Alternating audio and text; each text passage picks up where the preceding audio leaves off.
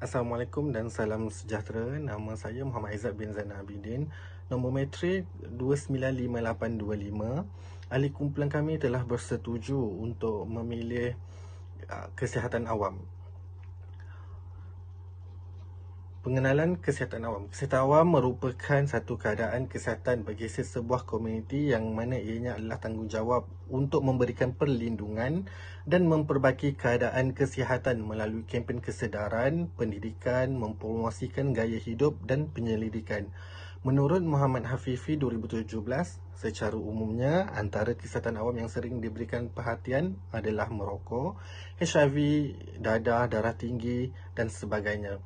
Selain itu, terdapat beberapa objektif yang secara umumnya telah ditetapkan oleh jabatan atau unit kesihatan awam di setiap hospital. Antara objektifnya ialah merangka dan melaksanakan aktiviti untuk mengawal pelbagai jenis penyakit yang berjangkit, menyelaras aktiviti keselamatan dan kualiti makanan yang berada di kawasan hospital, kerja-kerja pencegahan dan kawalan penyakit serta memantau program keselamatan dan kesihatan pekerjaan di hospital. Menurut Muhammad Afifi 2017 menyatakan di dalam kajiannya bahawa penggunaan teknologi terkini serta saluran media dan komunikasi yang sesuai dilihat dapat memberikan impak yang positif dalam meningkatkan kesedaran komuniti setempat akan usaha mengurangkan masalah kesihatan awam yang ada seperti salah guna dadah, merokok, kecam manis dan sebagainya. Antara contoh kempen yang dijalankan oleh Jabatan Kesihatan Negeri Perlis adalah seperti manfaat berhenti merokok terhadap paru-paru, apa itu angin ahmar, langkah pencegahan denggi dan sebagainya. Hal ini merupakan salah satu cara untuk mengurangkan masalah kesihatan awam yang melanda. Datuk Seri Dr. Noor Hisham selaku Ketua Pengarah Kesihatan berkata untuk melahirkan lebih pakar dalam kesihatan awam, negara perlu membuat pelaburan yang lebih besar kerana ianya mempunyai pelan yang lebih meluas. Hal ini kerana kesihatan awam sangat meluas dan menyeluruh bagi memastikan individu, keluarga dan komuniti setempat sihat sejahtera. Selain itu juga, di setiap hospital, kesihatan awam ini merupakan bahagian yang terbesar dan penting. Maka dengan ini jelas menunjukkan bahawa kesihatan awam sangat penting peranannya dalam komuniti hari ini. Oleh yang demikian, bahagian atau unit kesihatan awam ini juga bertanggungjawab untuk melaksanakan aktiviti-aktiviti yang bersesuaian kepada masyarakat agar dapat diberi pendedahan awal akan perkara ini. Assalamualaikum Puan dan rakan-rakan semua. Saya Muhammad Halif bin Mat Ali, nombor matrik 295844. Okey Puan, untuk pengetahuan Puan, saya akan sambung berkenaan aspek pelaksanaan kesihatan awam. Yang pertama iaitu pemantauan dan analisis situasi kesihatan, iaitu dilaksanakan untuk membuat penilaian terhadap kesihatan yang berkaitan dengan masalah dan komuniti dan kumpulan, di mana ianya juga untuk membuat semakan dan ulasan yang berkaitan dengan return dan laporan harian dengan lebih berskala. Aspek ini, pihak Kementerian Kesihatan ini dapat membuat analisa berkenaan trend penyakit berdasarkan sosiodemografi dan sebagainya. Dengan adanya pemantauan dan analisis situasi kesihatan ini, dapat mengenal pasti masalah kesihatan yang selalu dihadapi oleh golongan masyarakat, golongan belia dan juga dapat membantu dan merancang bagi menyelesaikan masalah kesihatan terhadap orang awam yang sering diatasi.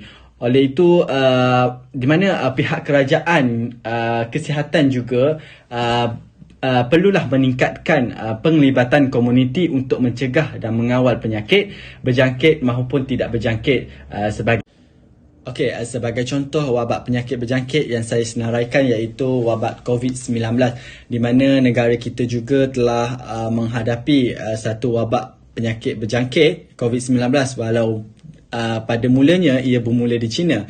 Oleh itu kita tengok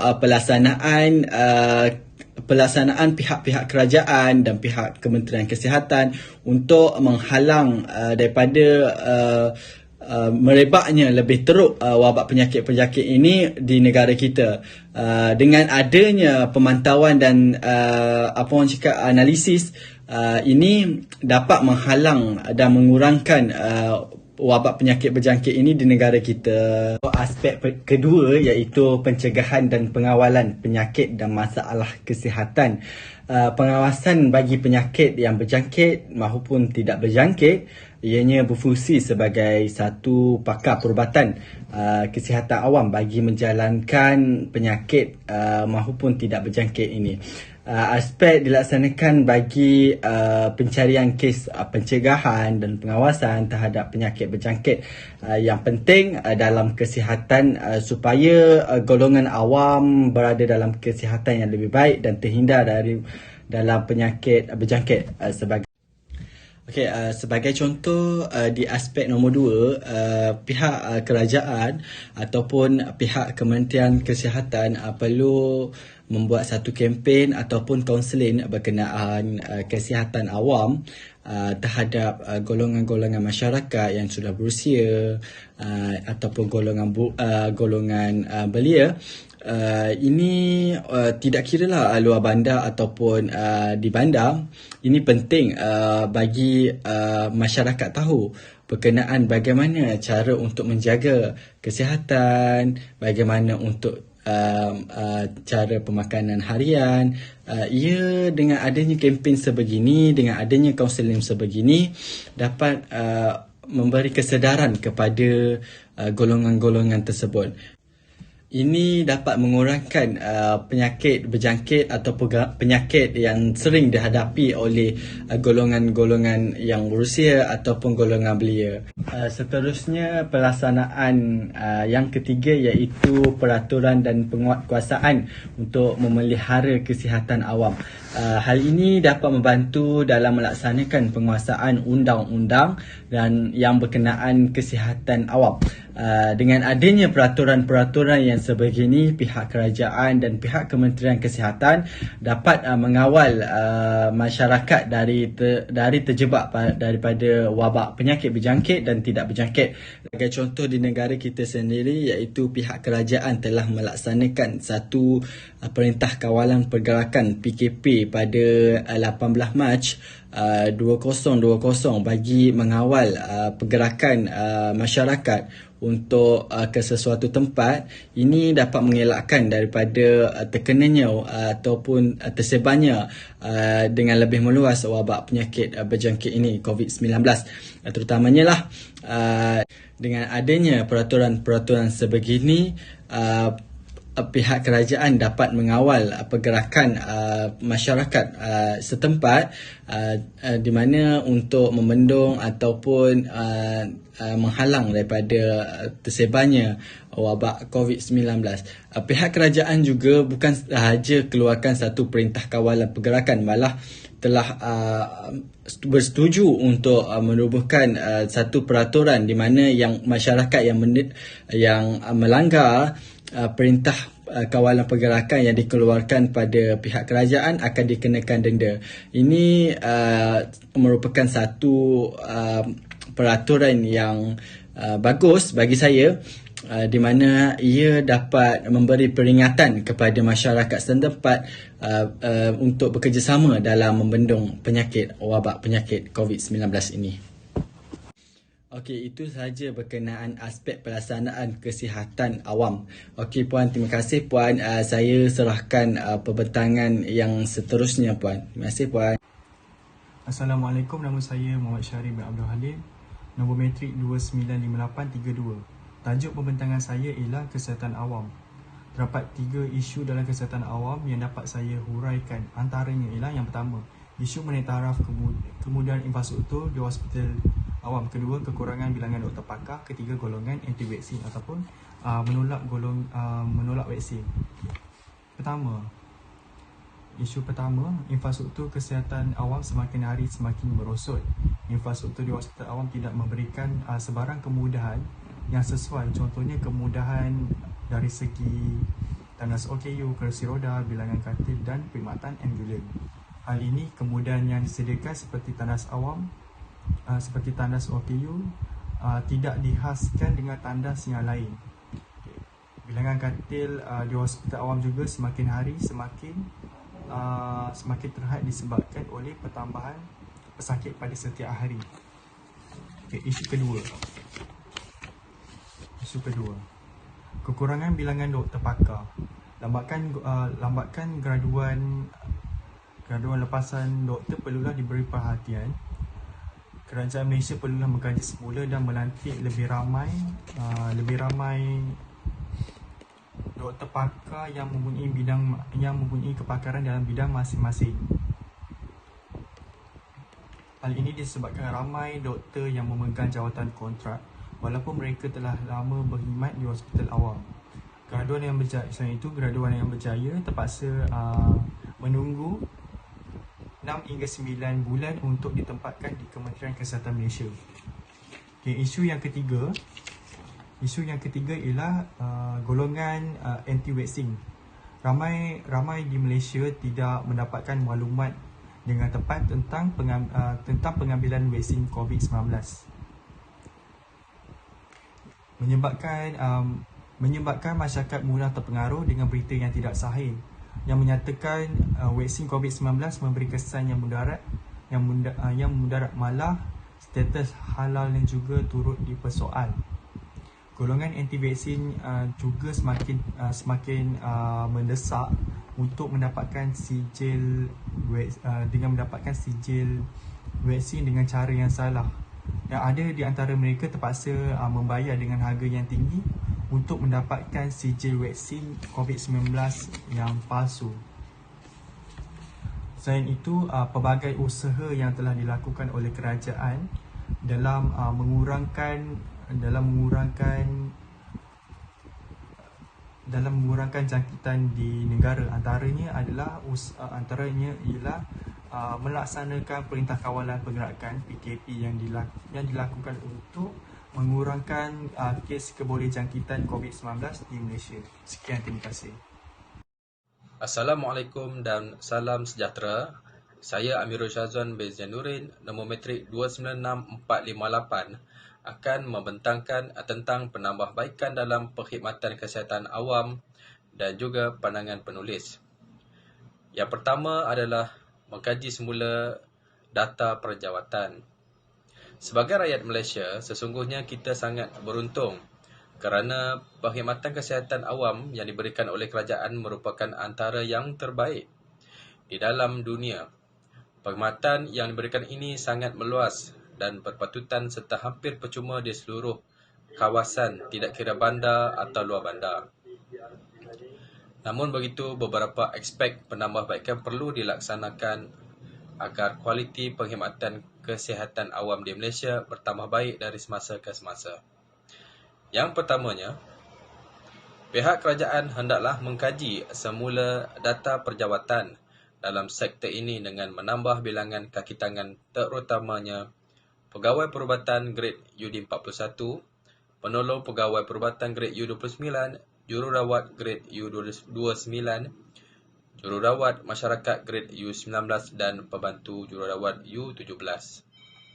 Yang kedua adalah mempertimbangkan kadar kenaikan imbuhan dan gaji. Keduanya, kerajaan juga harus mempertimbangkan kadar kenaikan imbuhan dan gaji yang lebih adil diterima oleh doktor-doktor kontrak lepasan awal siswazah yang sedang menjalani perkhidmatan wajib dengan kerajaan.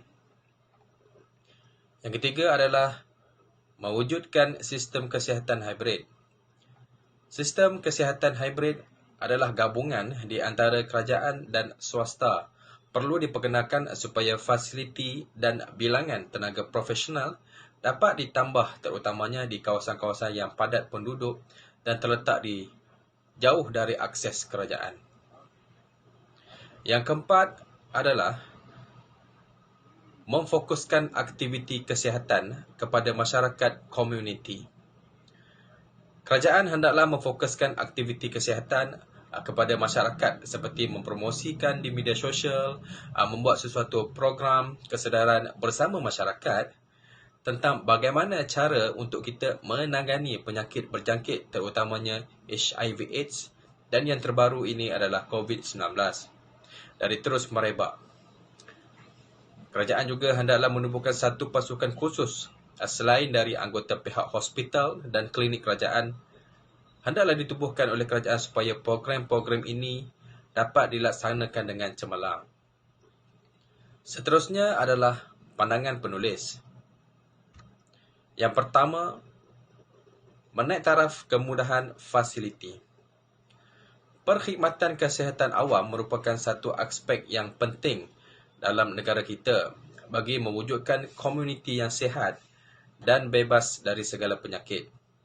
Pihak kerajaan haruslah sentiasa menaik taraf kemudahan fasiliti seperti penambahan peralatan yang canggih, kemudahan ICT serta membina klinik-klinik desa yang baharu supaya masyarakat di bandar maupun luar bandar mendapat kemudahan dekat dengan rumah mereka dan juga mendapat yang terbaik.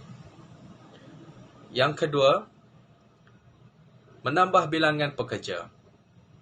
Pihak kerajaan juga hendaklah menambah bilangan pekerja seperti pegawai kesihatan, penolong pegawai kesihatan dan pembantu kesihatan kerana mereka inilah yang bertanggungjawab menguatkuasakan undang-undang menjaga dan mencegah dari awal wabak penyakit seperti demam denggi, kecil tikus yang terdapat di kawasan-kawasan perumahan-perumahan di sekitar bandar dan luar bandar.